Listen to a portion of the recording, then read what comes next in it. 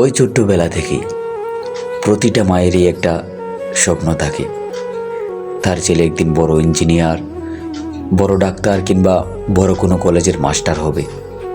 তাই মা দিন রাত পরিশ্রম করে যায় আর স্বপ্ন দেখে তার ছেলে একদিন সমাজের মুখ উজ্জ্বল করে দাঁড়াবে। তাই মা সর্বোচ্চ পরিশ্রম ও চেষ্টা করে তার ছেলেকে শহরে পাঠানোর ব্যবস্থা করে।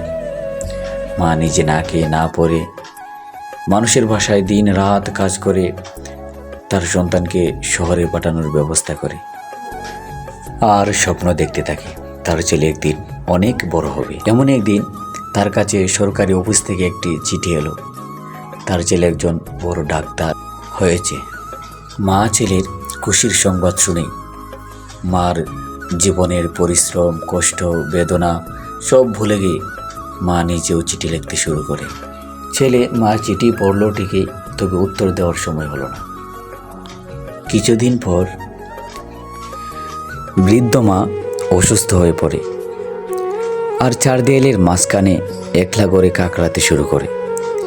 কিন্তু মার ডাক শোনার মতো কোনো মানুষ ছিল না। মা অজরে চোখের অস্ত্র ঝরে, কিন্তু মায়ের চোখের অস্ত্র দেখার মতো কোনো ছেলে ছিল না। যে মা নিজে না খেয়ে সন্তানকে মানুষের মতো মানুষ করেছে, আজ সেই মায়ের পাশে সেই সন্তানটা নেই। আর এভাবেই একজন আদর্শ মা পচে গলে নিজের সন্তানদের জন্য বিলিয়ে দিয়ে যায়।